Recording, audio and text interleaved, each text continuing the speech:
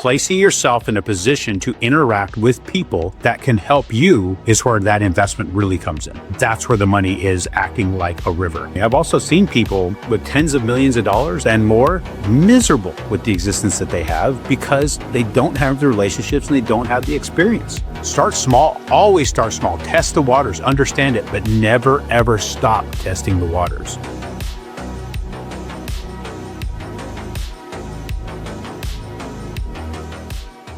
It had to be the time I felt my ass got kicked too hard was when I was trying to find a job in 1997. I had just got let go from the mines in northern New Mexico, came back to the valley. I had a wife, infant son, and couldn't find a job to save my life. Everything that I had applied for, I was being told I was overqualified.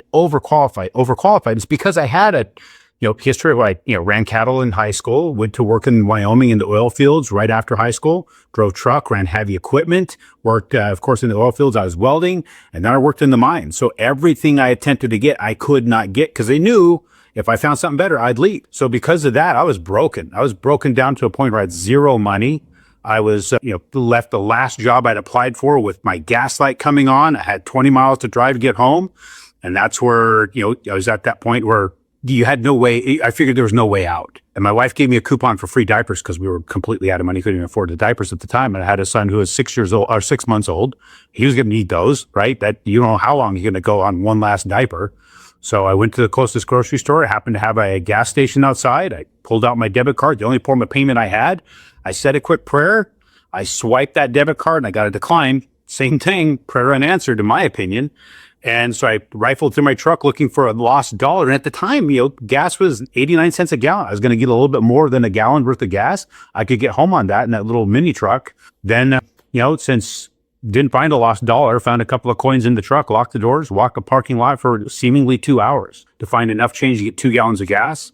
Went inside to the grocery store, found those diapers with that coupon, stood in line and waited whatever amount of minutes, right? Those people that were in line in front of me. And I'm just extremely embarrassed with the fact that the only thing I had in my hands to buy, and I had a coupon to get it. So, but by the grace of God that I had that coupon. So went through that and I started leaving as fast as I could with my head somewhat down. So I didn't have to make eye contact with anybody. Then I heard the worst word uttered that I could have at that time, which is my own name. When I heard my name in my ears, I had to turn to face the individual who saw me at my worst. His name was Keats. And I used to work with him when I was running heavy equipment, digging swimming pools. And this guy asked me how things were, and I sugarcoated it the best I could. He said, "Hey, we should go to dinner and catch up." I'm like, "Man, I can't afford dinner right now. Things aren't not the best." He goes, "No, I got a gift certificate." So he took me to Red Lobster with my wife, and that's where I kind of explained my stuff a little bit more. And he told me about the industry I'm in now. And so at that point, I took the card that he gave me, which is to a branch manager of a broker shop. Didn't know anything about what a mortgage was. In fact, it was a negative word to me because when you'd watch TV as a kid, you'd hear about the old man, the old lady who are going to lose their farm to this thing called the mortgage. So I was really kind of skeptical at first, but I didn't have any other options. So I cut a foot off of my hair. I shaved. My mom bought me some business-like clothes, and I started as a telemarketer in December of 1997. I'll just tell you, it was the worst damn job I've ever had in my life, but it put me on a career path that I would never have stepped on otherwise. If I could have kept finding jobs in the mines or running heavy equipment, I continue to do that. And at 50 years old, that's not a job you can maintain. I can maintain what I'm doing till death. I'm like, literally, when I go to the grave, I'm coming high, doing what I do now. And then you realize at some point that the prayer was actually answered. That debit card prayer was really answered. Because when you think about that, walking that parking lot, people still carried change. Gas was 89 cents a gallon. Had I been out there longer to find more, it took me longer to find that change, I wouldn't have seen Keith. Had I been out there a shorter period of time, I wouldn't have seen Keith. The timing was perfect. So when you think about prayers being answered, sometimes they get answered in a very, very odd way that you don't realize till years later that God was listening. When you come to the realization that life is just a continuous ass beating, and then the realization that everybody is taking a beating, to me, it was helpful to understand that problems are going to be flowing in fresh daily, but they're always going to be, you're either going to have the same problem over and over and over again until you learn from it. And believe me, I'm still having some of the same problems. I'm guessing I'm not learning everything from it. Or you're getting new problems. And sometimes if I had those new problems back earlier in my career, I would know how to handle it. Now I've evolved to handling those new problems. So I know how to handle those problems. And sometimes you have to learn a little bit more to handle it, but you become a better person and you have to become more equipped. Like right now, I've got problems in business. You end up, one of the things you have a problem with is competition. I feel it's like, man, it'd been so much easier if I could just do this, this, and this. But I start to realizing in competition, in such a scenarios, if everything just continued to work, I didn't have competitors, I just easily get deals and build my business without any sort of competition, I would have been stuck in the same rut. And eventually something's going to happen where your entire business gets completely shut off. Something new will come out in a way that obliterates everything you're doing. But when you have continued problems, continued pressure, continued competition, those people want to slide in and undercut. It forces you to become better at what you do, not just cheaper, not, if you seek more efficiency to probably even lessen your costs, but you seek to be better. New concepts, new things that you need to evolve to be a better service to people. You're increasing your value. So I started to learn is a person's value is directly correlated with their ability to solve problems. If I can solve monster problems for people's real estate and how they want to build up their portfolio and then be able to hand it on to the next generation, have generational capability, where most of the times people think you need to have hundreds of millions of dollars to be able to create generational wealth. But you don't have to. That's been what we've been told. In reality, you can do that with a lot less, and it's going to take work, but I can help you get there. Had I not had that capability to solve those problems, then think about the problems that you solve when you don't have any problem-solving skills. It's like, do I put the milk on top of the eggs in the grocery basket or in the grocery bag, or I put them underneath, right? Well, if that's the only problem you can solve, you can see the value that you bring to humanity. So I think that problems that when they come, it's just creating a more valuable person. And to come to the realization that my value starts to grow because of that, I don't willingly want to take on more problems. I'm not asking for more problems, but when I do have them, I can face them with confidence. This is actually going to make me a better person to benefit somebody else, therefore myself. The word itself, the title of the book, is to get people to pay attention and take notice right out the gate. I want people to hit them and say, okay, what is this? And in reality, what I've started when you get down to money and wealth and red economics, if you will, to me, red economics is the economy of an ass beating. The value that comes from taking a beating and overcoming it, because there is value in there. There's extreme value in that. Think about a person that can't take a beating and they just lay there and they get that hit and they just lay on the ground, they curl up in a ball and they just cry. And the whole world advances past them. But then there's the individual who takes a beating, right? You get kicked and it propels you. And you hit and you land. If you jump right back up, you're moving, you actually get further ahead. A lot of times the beatings we take actually move us to have more, because it kicks you into something that creates more opportunities. And more opportunity can create a situation where you can create more wealth. And sometimes you have to define what is wealth. Too often people think wealth is money. I'm starting to define it different. Now we need the money to be able to transact. That's a necessity. And sometimes it affords you the ability to have greater experiences. But to me, wealth is having more relationships and more experience. And if money gives you the capability to have more relationships and more experience, then great. Then you're creating more wealth. Again, red and economic opinion. But I think we leave this world with only those two things, relationships and experience. And if I don't have those, what do I have? I have nothing. So that's where I believe that a person needs to realign themselves with what wealth really is. And that's what this is trying to do, is be able to get a person's mindset settled into understanding whatever wealth you're going to try and create, it's going to come with problems.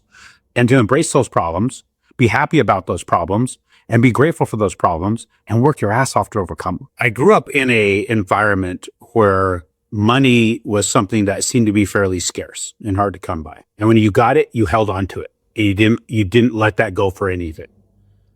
And you would stockpile it someplace that felt safe. And I started to learn that there is no safe place for it, especially when I started understanding inflation. Money is flying away from you, whether you're holding it in your hands, under your mattress, or sitting in the bank account. It's going at a rapid pace. So I started to have to evolve. I did evolve into understanding that money is a natural resource, much like a river. So when a river flows, you start to see things start to grow up around it, right? Cities, that's where we first started having cities being built, was off of rivers.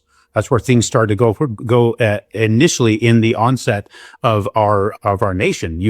They're all along waterways, and then they started branching out from the waterways. It was the waterways that fed those areas. Well, think about that water flowing and then going into like a pond and just sitting stagnant. What happens to it? It starts to grow moss and get parasites in it, and it gets that nastiness to it, and then it becomes something that's actually toxic and starts to kill you. So moving money is where I started to see wealth is created, and making sure that it's constantly moving. But when you stockpile instead of somewhere, it becomes toxic, and it doesn't benefit you. It's actually destructive. Well, I mean, the best time that I could actually, the one time I could, well, it's not really the one time. The lesson that I learned, the thing that starts to stand out to me when it comes to money not sitting still, has to do with my business itself. There's like a guy right here. I could sit in one spot in my office, not exit the office, just focus on getting that phone to ring, not put any resources out, try and keep every resource within it, and try and build my business that way. Or I could go out, get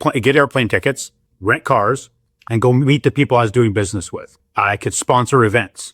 I could go do bus tours with investors that were coming into certain areas and put capital out. And a lot of times you would put more capital out than what I had available to put out. But I had to go into a place to generate that connection with people. Again, relationships and experience, right?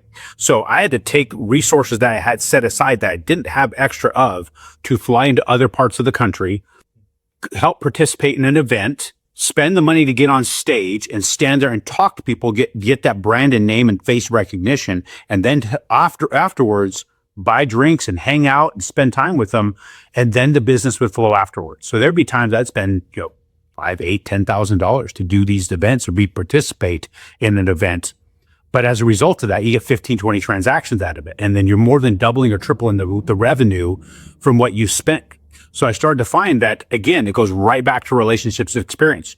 You've got to invest the money to at least be in a spot where you can create a relationship, and you can have an experience with that person. As a result of that experience, and they come back to you to learn more about what you were doing and how they could do that. And then you help them, become valuable to them to accomplish what they're trying to accomplish.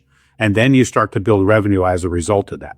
Everybody starts to win, but you have to put yourself in a position to connect with those folks. And sometimes it's spending money on a plane ticket, spending money on hotels, and spending money on cars, and spending money on events. And what I also will tell people, one of the biggest returns on investment is flying first class. It's sometimes triple what you pay to sit in the back seats, but it's not about the seat. It's about the person next to you. When you're in first class, you're talking about a person that might be in a executive position, maybe in the same business or a complementing business to you. That connection and that experience with them can be what dominoes into a greater opportunity for you. So placing yourself in a position to interact with people that can help you is where that investment really comes in. That's where the money is acting like a river, moving with purpose towards that one specific direction. Connecting with humans, especially in a networking event, you'll go into these places. And the problem when you're talking about a network event, you're going to these events where they're sometimes names you've heard before. These are some, what you would call pretty high caliber people, recognized individuals, and you have to pay to play to get into the same room that they're in. But then it's like, okay, how do I get to know this person? Now you got to go up and introduce yourself. But what you start to understand as you spend more time around humans, they want to stand in the corner too. They want to sit on their phone just as much as you do, and they want to be kind of shy about stuff. You got to just walk in there, sit down, and say, hey, what's happening? I had a guy walk up to me one time, put a drink down in front of me and said, hey, my name's so-and-so. Tell me what brought you here. So it's a matter of learning how to break the ice, figure out different ways to do that. Look at a person's shirt, say, hey, where'd you pick that up at, right? Somehow break the ice for that individual, talk to them, and you'd be amazed that they're just as nervous to talk to you as you are, as you are talking to them. For the most part, people want to connect. People go to this event specifically to connect. And if they're not connected with somebody, they're not meeting their purpose. So if you come to the event with the intent to help somebody else meet their purpose, which is to connect with somebody, then you're literally fulfilling what you need for yourself and for them. So think about that from the angle of what can I do for somebody else that may not look like they're coming out of themselves to go out and connect with people. So I just found the easiest way to get to know somebody is just to approach them, use some sort of obvious thing about maybe you're there for speakers. Who said something that really stuck out to you today? Or walk up to us and say, hey, this one thing stuck out to me today. I heard, What about you? What was the one thing you took away from this that you're thinking that was what made it worth it? You'd be amazed what you hear from that person, and then you get them talking, and they'll probably just keep talking, and now you've got a friend forever. So one of the things that came up in the questions asked video sheet today, but also was true when I got back how our relationship has built. Your advice definitely can be taken as harsh and aggressive by some. I think you might need spirits that, or just like with social media, that spirit you certain contact. What is the nature of how harsh and aggressive feedback that can be helpful and how it's helpful? Because I've experienced this, I know you have. When you go to these big affairs, you go in thinking you want some advice, and then you get really painfully accurate advice that like pierces through. When was some of the first times that happened for you, and how valuable is that aggressive but positive feedback? Well, some of the most aggressive advice I've ever gotten was really from my parents. They were the most aggressive I could possibly get when it comes to advice, because they're the ones that held the belt in their hand when it came time to deliver on what came as a result of what decision you made. Now they're going to advise you on why it was wrong and what you should have done better. And then they're going to enforce it with the sting of the belt. And so for me, the greatest, that and the most forceful advice you can get is just life in general. When you have a person who's willing to risk a potential relationship to give you really, really harsh advice and be very direct, that person cares a lot more for you than they've let on. That's something I discovered. And because it's hard for me to give that face to face sometimes with people, because you're worried about what that's going to do to the relationship. But when I got to the point where I'm like, you want something? I don't care about the relationship at this point. I care about you. And I'm going to tell you straight to your face, this is what's going on. I have a very good friend of mine who got himself in a pretty bad spot. And he said, I don't know why this happened. I shouldn't have, I don't know if these people are wrong. This shouldn't happen to me. They go, I know why it happened. You got full of yourself, dude.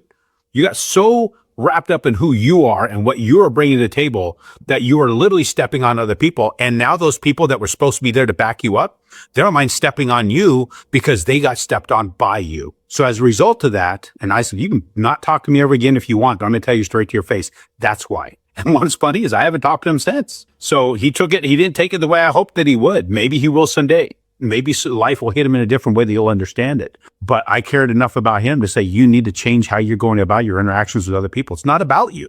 Yeah, you've done some great things, some amazing stuff. And you've helped a lot of people. And you have literally become, I would say, superhero-like to a lot of people.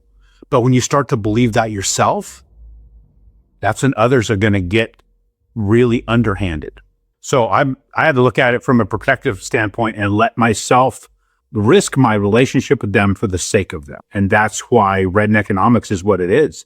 I wrote that in a way that I may lose connection with some people. I may never have an opportunity to connect with certain people because of how it's written.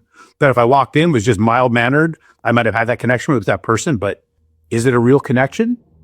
If my connection is based on who I'm not, that's where I think that I got to a point where I was like, I'm just going to say it. I'm going to put my name on it. I'm going to put my face on it. It's easy. You can see keyboard warriors all the time. They'll have an emoji or some sort of avatar picture, and they create some username that doesn't even remotely get close to who that person is. And they will just burn everything down on the internet, but you won't ever know who that guy is. And they'll hide. You could be sitting next to him on a bus, completely different individual, probably even really mild mannered. But you get them behind a keyboard where nobody gets to see who they are. They then feel like they're this warrior. I'm going to put it out there and I'm going to stick my full name, not quite my address, right? But I'm going to put my face on it. People will know who that said that. And I'm going to have a distinct enough look that you can pick me out of any crowd, because I care enough about people to put that out there, that I think the whole world needs to see it, understand it, and live by it. And I'm sure there's going to be concepts I'm wrong. I'm sure there's things on there that doesn't apply to everybody. I think it does. But that's just an opinion of mine. You can go about your business the way you want to.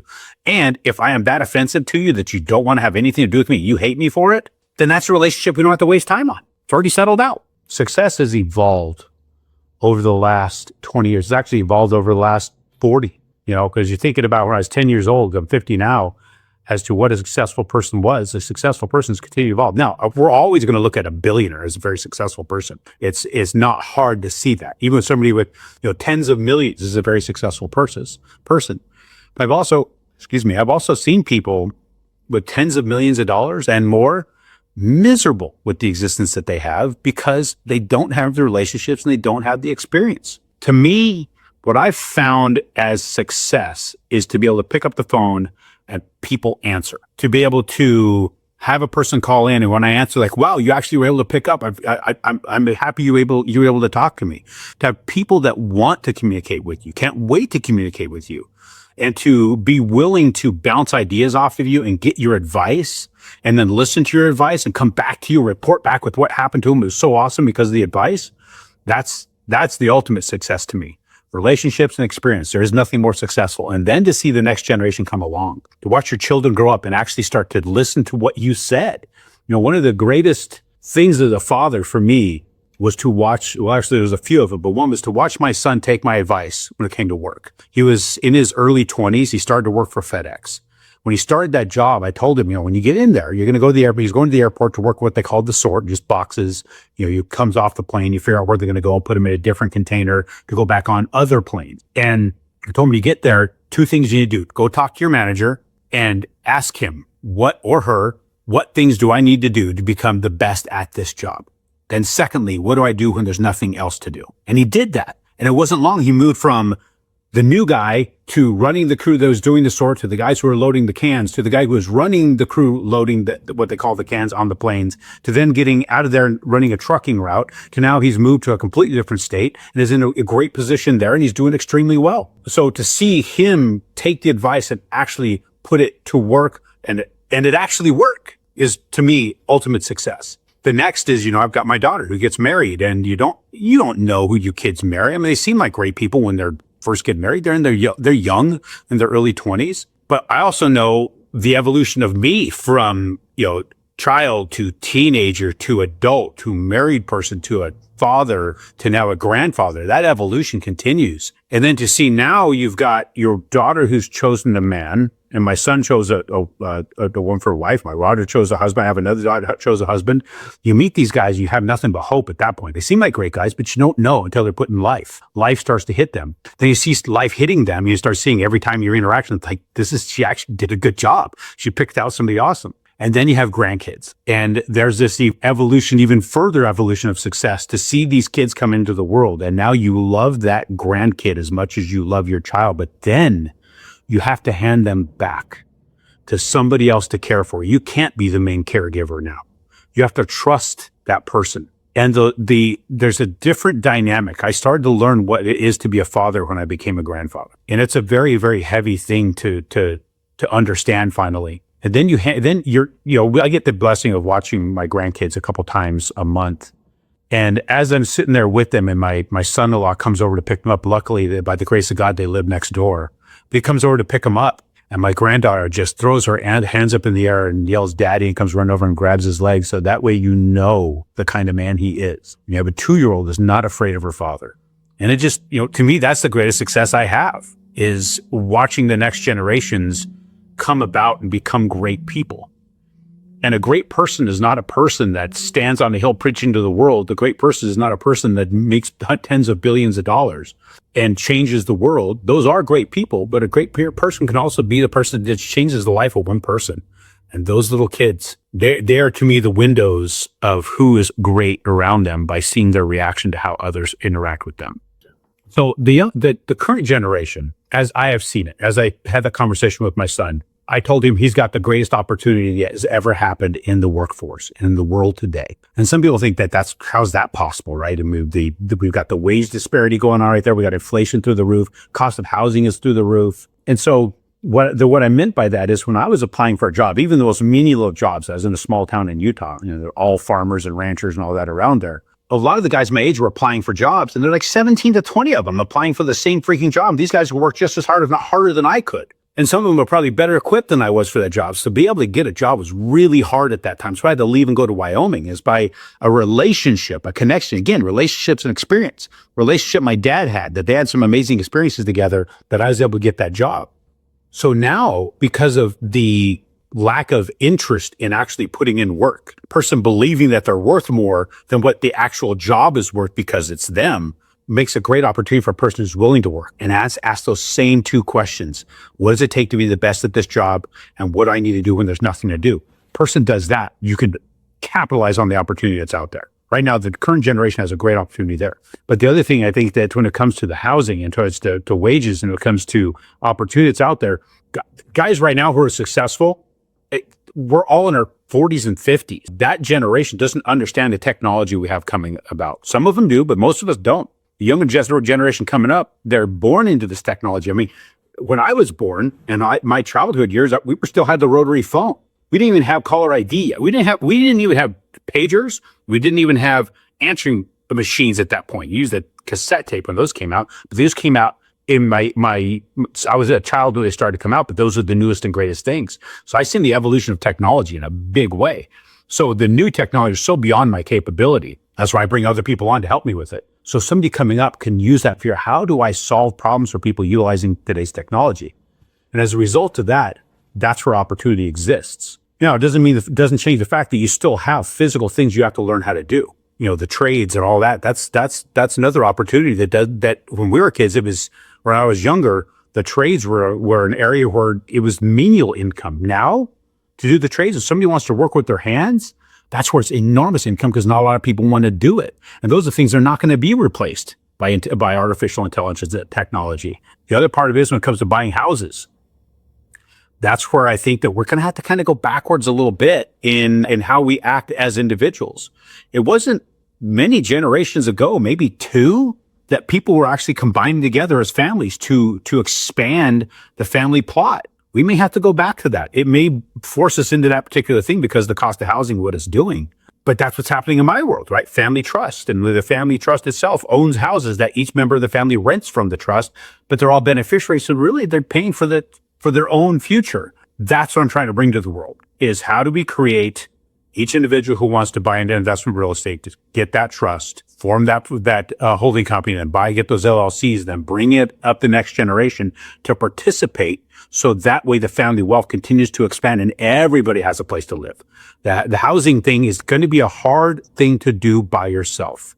You're going to need to come together as a unit. And I think that's something this point is back to the family unit as being really the greatest connections you can have, and people relying on the family and having that as a renaissance or the new evolution in humankind, going from family units, now independence and individualism, to now back to family units. And I think it's going to be better for our society. So my daughter's come to me with a lot of questions. Many questions. It has to do with how does a person who's in their 20s get ahead? How do we go about helping people to get into houses? Because if she didn't have us and how we'd already set ourselves up when it comes to investing in real estate, would we have the capability to help them? Would they be stuck in apartments being subject to the enormous rent raises, which is what's happening to most of the world right now? Well, she asked me, how do we get everybody to understand what they need to do? She wants to start a podcast to where we can get that information out. So we want to help the younger generation figure out how do you need to collaborate with others? And in that collaboration, what opportunities exist out there to be able to purchase real estate?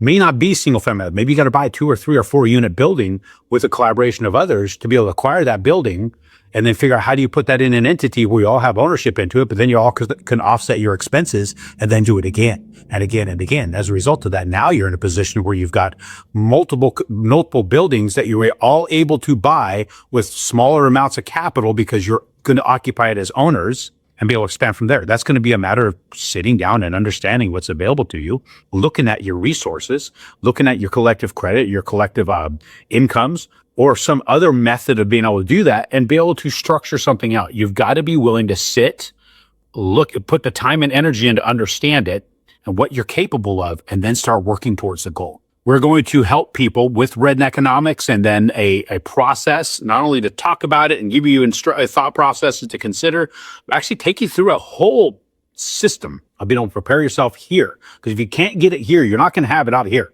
This whole place I'm sitting right now was a concept, and mental concept that came as I was writing something out that created itself. I didn't intend for this to happen, but when I wrote something down, I wrote it in great detail. And I shared it with people I cared about. They cared enough about me to make things happen. And it wasn't but 2 months and 2 days later that I had landed in the exact spot that I wrote about inadvertently. So my whole goal is to help taking that to the world and give people the confidence to be able to move forward into something that seems insurmountable right now. It's not. Sometimes moving a mountain takes a shovel, but if you stay at it and keep moving a shovelful at a time, that thing starts to move. But you have to pick up the shovel first. And I've had a lot of clients come to me. They're going to collaborate. They realize that trying to do something alone is very difficult. And some people have the resources. A lot of people don't. So they come in with a partner. to do things. And sometimes 1, 2, 3 people. I've got partners in certain ventures because I trust them with my life. But you have to go through some experience with these guys to really get to that point. But you also have to put certain things into a structure where you're protected as well. Just because you love them, just because you trust them, doesn't mean things don't happen to them. So I had 3 guys come to me. They were actually in the military together. They were over in I believe it was Afghanistan. Saved each other's lives on more than one occasion. That is a bond stronger than dang near anything you've ever seen in our world.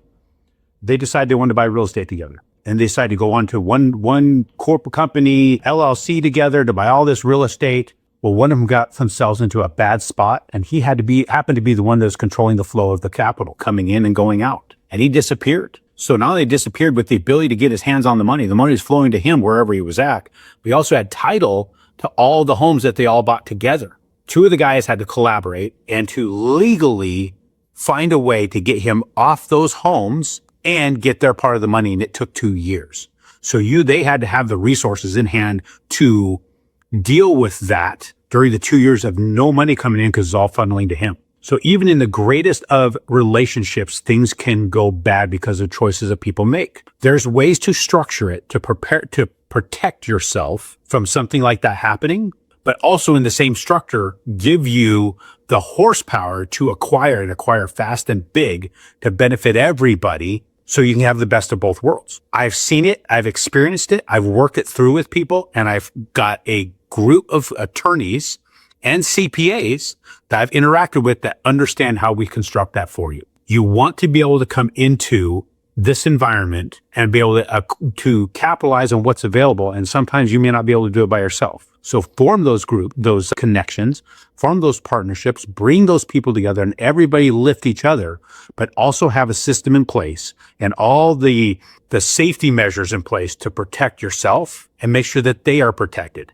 It's not all about you. It's also about them. So if we make sure that everybody's protected and they all have the capability to stay whole when things go bad, but also capitalize when things are good, you can see what the outcome could be. So don't sit back and think you have to do it all on your own. It's possible to do it with others, but you also have to make sure you take steps. You don't take steps, you're risking everything in a bigger way. Greater risk can come in partnerships. I've had partnerships go bad. I've lost everything in a partnership. I had to start over. But I built it up faster because I learned from that partnership. I learned what that individual was doing in his thing. He opened up his playbook. I got to see everything. I was able to incorporate things that were work and get rid of the things that didn't, and actually was able to accelerate faster and build my business.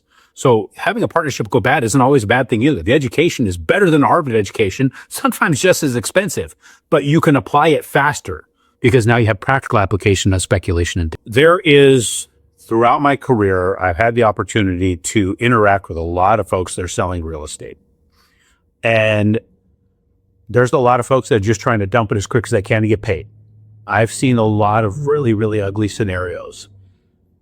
There's definite signs. If things aren't going to go right, there's signs that they're not going to go right. People that demand it to be paid cash. People that say that they're going to guarantee that you have your rents for the first year.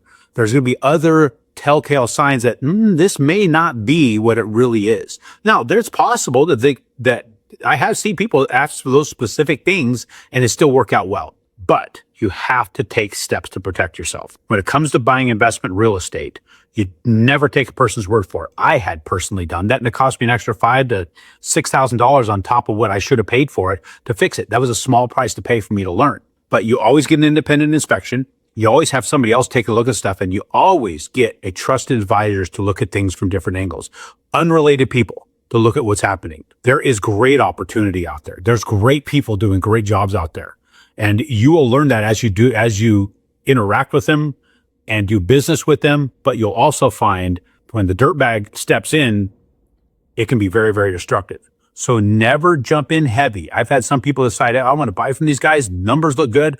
They bought all in. Sometimes I've seen $1 million spent in one shot to buy multiples, and they all blew up in their face. And that's a big loss. Start small. Always start small. Test the waters. Understand it, but never, ever stop testing the waters. It's amazing how things can flip quickly. Like what I had shared before about the 3 guys that came into the military. Came together from the military, started working together. Something went bad for one of them and hurt them all. It can happen with anybody. Always protect yourself, always know how to protect yourself, and stay vigilant in protecting yourself. So I have licensed myself in 30 markets, but not all 30 markets are kicking at any given time. Right now, there's about 6 or 7 markets that are very, very active. So we're seeing who the players are in those markets. So when we're working together on something to that effect, we could easily connect with them, talk with them, give you an idea of what their capabilities are, and then be able to reference other transactions that have closed to be sure that things are staying in line. And we start to smell something that's not quite working. Myself and parts of my team, we get out there face to face to see what's happening, to make sure we try and hold them accountable as well, as much as we can, to make sure that things are working. We need to be as protective of our clients as we are of ourselves, because if something happens to you, it happens to us. And if it starts to happen to that group of people who might be in the marketplace doing something that may not be best for them, if it affects them, it affects us as well. Everybody's interconnected. Everybody has to win. Everybody has to be efficient. Everybody has to be on top of their game. Everybody has to do right by the other people. So sometimes a concept comes out from a provider of real estate out to the marketplace, and it's amazing. Everybody jumps in. That concept has been proven. It's awesome. The whole world wants it. But what happens is sometimes they come in so fast and so quick, and there's so much being thrown at these guys that they don't have the capacity to handle it, but they don't want to turn anybody away because their nature is to be helpful. They want to help everybody. So they take on every deal they can. There's this rule that floats around out there, but I don't think everybody understands it. When you try to be everything to everyone, become nothing to no one.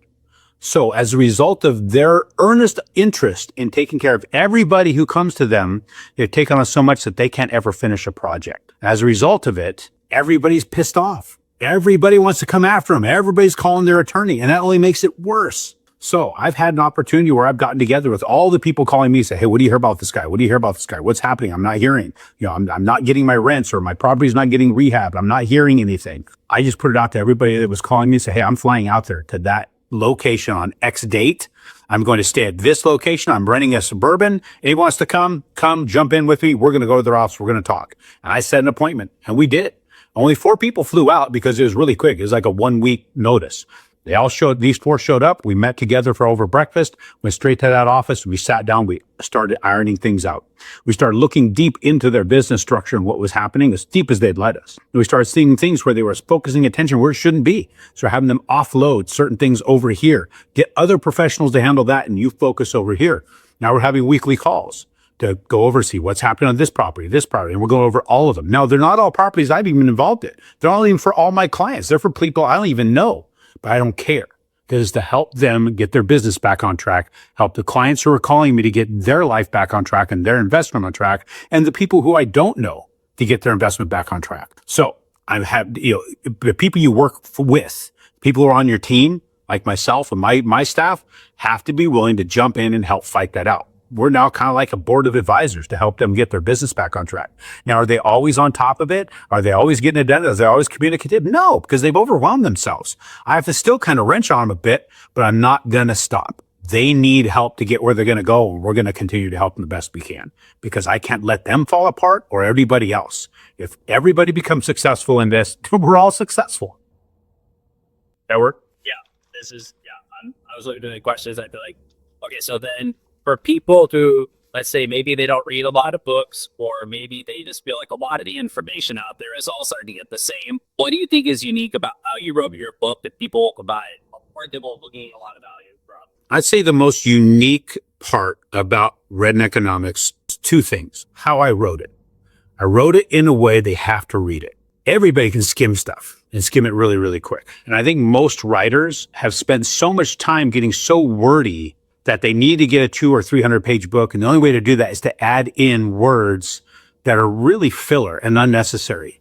I've read a lot of books that could have gotten the whole concept out and very, very cleanly in 30 pages, but they repeated themselves so stinking much and did it in a way that really was just filler information that I felt like it wasted my time. Now, there's going to be repetitive stuff in there. Sometimes I'll repeat a story, but it's from a different angle and a different lesson being learned from the exact same story. There is a lot of repetition in there of the same of concept, because sometimes you got to have it beat into your face. But I wrote it in a way you can't skim. You have to read it and you have to pause it. It's kind of like reading Huck Finn. Have you ever read that book? Because of the way that that's written, you have to pause. You have to really kind of understand the word because it's not common English. And I did it that exact same way. I did it in a way that I just talked to folks. So since I did it that way, I'm hoping you can slowly just read it and enjoy what I've wrote. The other thing is I had it illustrated. It wasn't my decision to illustrate it. When it was done being written, I had a mentor of mine. His name's Robert Allen. If you're a real estate investor, you know that name. That guy is like the OG of investment real estate. He has, I can't remember how many New York Times bestsellers. Look the guy up. He's a badass. Well, he read it and he's like, you got to illustrate this book. Like, you have an illustrator? He's like, no, I don't illustrate my books. They're instructional. He says, but this one needs to be illustrated. I said, well, do you know of an illustrator? He goes, no, find yourself an artist. So I knew one artist, and that was my little brother. So I called him up, say, hey, do you illustrate books? He goes, no, I don't illustrate books. Authors are hard to work with. So I said, will you read my book and at least give me some ideas of who I could talk to? He called me back and says, I will illustrate this book. What he did is he took what he read in each chapter and he painted what he read to be similar to what you read in an old religious type book, what they call the illuminated manuscripts. So he did that style, but with redneck imagery, and it's become a work of art. So not only are you going to be able to read some things there that hopefully bring you in, and I could read that book in about 5-6 hours. It's 172 pages. A lot of it has some art in it. So yes, there's pictures, but also you do have that art to look at. So you can look at the cover art for each chapter, look at what's going on there, read the chapter and go back and see if you can see the concepts and what he was thinking. That's where the uniqueness is in it. And I pray that those who read it get that I'm giving this to you out of as much love as I can muster in print form, to give you an idea of what you need to do to be able to find success and define success. So if you can't define it, there's no way to find it. And then when you do find it, what do you do with it? And it's all right there. You may have to read it 3 or 4 times. In fact, I encourage you to read it 4 times so you get these concepts down. And then once you get that down, I want you to come be with me here and let's really refine it for you. And I got a surprise as to what we're going to do with it when you refine that whole future for yourself and what we're going to do to ensure that you not only have it written down, but it's something visual. Yeah, that was solid.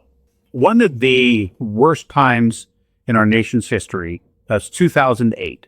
You had this demand from the world that everybody should have a house. You had governments telling you that everybody deserves a home. It's the American dream. It needs to happen. You had individuals saying, I deserve a loan. I deserve to have whatever it is that I want, and they demanded it. You had Wall Street finding that giving loans to people was very, very profitable. If you've never seen the movie The Big Short, you got to see this. It gives you the background on this. Where prior to a certain time, people would buy houses, they get it financed, they'd just stay in the same house. My grandmother was in the exact same house when she died that she was in when I was a child. I was an infant at that home.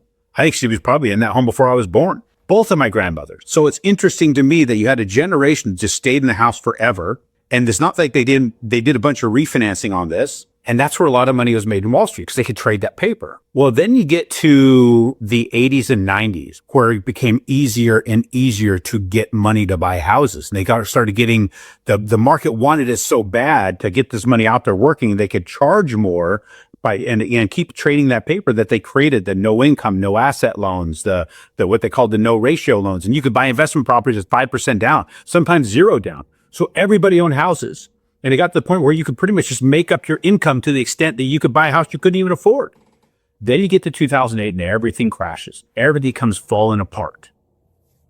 Well, I was in the industry from 1997 and into 2008. I had a great business going. There was plenty happening. But, 8 was always my lucky number. And it was 8/8 of 08. I decided to jump on my bike and head off for 3 days, right through New Mexico, the windy roads around Reserve, and just clear my head on a Harley and just get some time with me. 15 minutes into that ride, there was a 17-year-old in his dad's vehicle, his dad's truck, wasn't paying attention. His blinker came on after he started to move. I tried to get away from him, hit my throttle, and there's another car starting to pass me. I clipped her bumper. I went flipping at 80 plus miles an hour. Now, I'm in Arizona. This is 12:24 in the afternoon. I don't know if you've ever been to Arizona in August and have felt what that weather is like at that time of the day. But that's not the best time to lay down on the pavement. But I laid there for what had to be 15 to 20 minutes till they come scoop me up and threw me into an ambulance and took me to the hospital. I woke up that night looking at those fluorescent lights, not knowing where I was at. I had to ask what's happened. My wife was sitting there and in an exasperated tone, repeated for probably was the 1,000th time that day what had happened to me, where I was at, and it finally started to stick. I started to realize at that point I was being confined to a wheelchair. I only had one good limb, it was my left arm. I was right-handed. I went into that event that day. Net worth close to $4 million. 190 pounds body weight at 6 to 6'1". I was right there in the middle there, somewhere in that, I'm not going to try and count the millimeters. I was a rock climber. I was a mountain biker. I was a marathoner. And I left there a few weeks later with a negative net worth of 1.5 million. So swung over $4 million in net worth. I dropped down to 156 pounds and I was confined to this wheelchair. The worst part of it is my memory would recycle every 3 to 4 minutes. I would start over, like, okay, what just happened? So I had to learn how to walk again. Short-term stuff, I was trying to learn how to remember again. So I carried a notepad with me and I was financially devastated. The only thing that was good about that, there's so many people have lost their entire financial everything because of 2008. And they had to crawl out of that by dealing with the creditors and paying bills. And it was miserable for all of them and changing jobs and careers. Me, I'd have a bill collector call me up and they're like, why haven't you paid for this? And I just faxed them, using a lot of fax back then, 1 week's worth of medical bills, $7 million. There's no $1.7 million for 1 week's worth of medical bills. They backed off real quick. So, okay, how can we help? So I had people willing to help, but most people weren't getting that. Most people were getting lawsuits and judgments and things like that. So by the grace of God, did my injury help me in that respect? But I was able to settle with everybody, got everything cleared. And again, by the grace of God, did I keep my house and a couple cars, but I had to start over. When everybody told me, and my orthopedic surgeon, he was the head of orthopedic trauma at that hospital, which was the hospital to go to for orthopedic trauma in Arizona. He's like, you're not going to have the life you had before. So I had to do something about that. So I carried that notepad and I had to retrain my brain. And it was tough. I had people call me and say, hey, I got a client for you. And they'd give me a recommendation, call back 5 minutes later. And because of their patience with me, say, hey, did you call that person? I'm like, what person? They say, grab your notepad and write this down, because they knew what I was going through. And they were very patient with me. One was my mom, and one was a gal named CJ with Coldwell Banker, and they helped me get back to where I was. And then I called that client and I'd have that conversation with him. And sometimes I'd look down at my notepad and I didn't scratch off this thing to call this client. So I'd call them up, say, hey, this is Aaron Chapman. And they're like, yeah, we just talked. I'm like, well, what about? And I have to explain to them what my life was like. Then I had to earn their trust that I'm going to forget you in the next 3 minutes. But I'm taking notes. I promise this time I'm taking notes. That was a tough crawlback. I had to train that memory to work again. But then I had to take things a step further. So it's not just learn how to walk. I used to love hiking. I used to love rock climbing. I used to love doing all this stuff, getting out in the outdoors. I had an opportunity to join the Sheriff's Department's rescue unit. And so I took that body that had recovered. I went back out there. Instead of hiking for myself, rock climbing for myself, I went to save other people. So for 9 years, I trained and got out there, and I ran their technical rescue unit for 5 of those 9 years. I was in charge of getting people out of the worst scenarios of their life. I was being flown in I would jump on helicopters and I get flown in and survey the situation. They drop me first and I call for my team, and they'd bring in the people we'd set up. And I was in charge of getting people out of nasty, nasty stuff. And as a result of going beyond my physical capability that I thought that I had. In fact, even my orthopedic surgeon, when I go back to him, goes, people don't go do that. You don't go shatter your legs and have plates in your body and screws and all these things, then go out and do that. But again, I had to do something more. And I was able to participate in well over 100 rescues. We'd have 50 plus a year, so probably 100, 200 rescues. And some of them got international media attention. I was on BBC, being interviewed by the news stations on what it was like to experience that specific rescue. There's some crazy ones. Plane crashes doing body recoveries. I had a base jumper get hung up on a cliff face that was 600 feet high, and I had to go down the 600 feet to get him. Things like that. Just amazing stuff. And it's because I decided to not let the beating keep me there that I get more relationships and more experience. Now, every February we connect. He and I still connect. In fact, he was in town a couple of weeks ago. Hey, I'm in town for a couple of weeks. Let's go connect. We weren't able to because it's kind of rough timing for me, but we always connect. I have a friend for life. We have a relationship that's not the same as anybody else will ever have.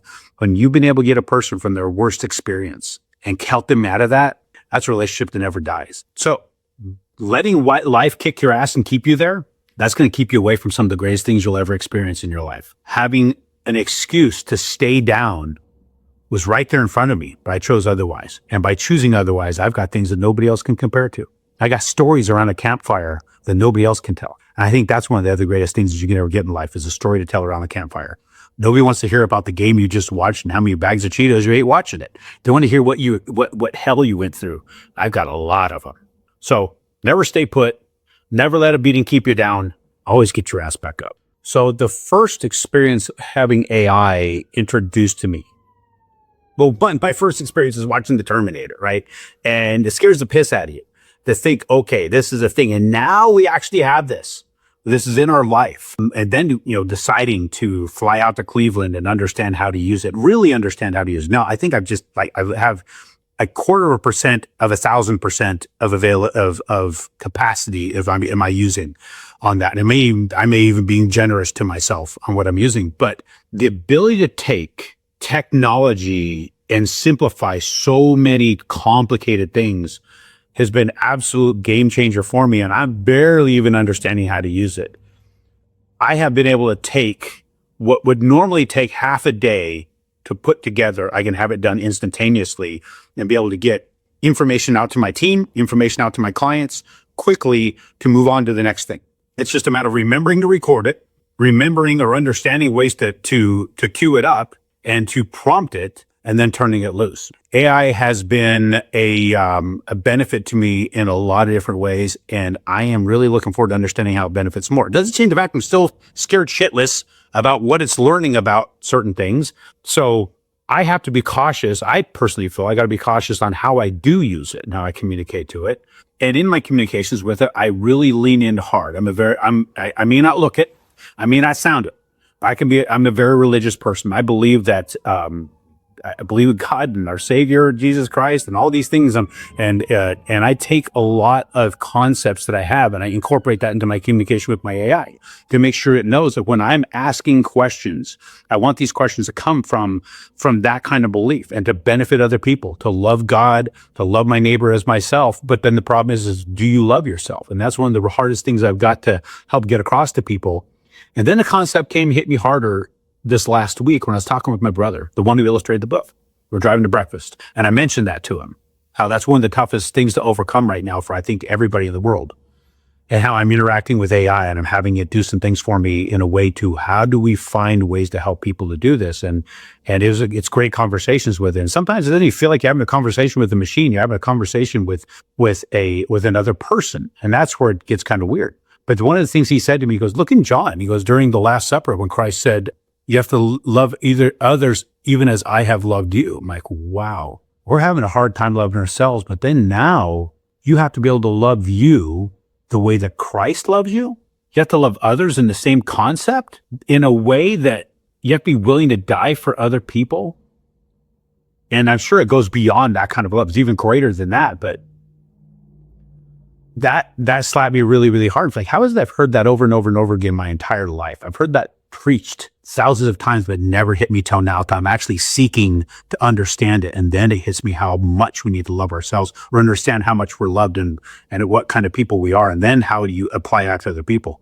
And now I'm applying it to AI. And I'm trying to apply that to how I interact with the business models I'm trying to put together. And a lot of that has to do with how do I, one, care about these people enough to help them to the extent that I want to, but then how do I get them to care about themselves enough that they believe that they're of value to people around them and the next generations that are coming up? And those are the things I'm struggling with. And I'm utilizing AI to help me to overcome that. And so I don't know that I'd have the capability to come up with some of these concepts and some of these thoughts and filter some of these things on my own without the horsepower of utilizing technology to get me there. So I'm excited to see what technology does, but I'm also puckered up about it too. So that's why I'm very, very cautious of what I feed in.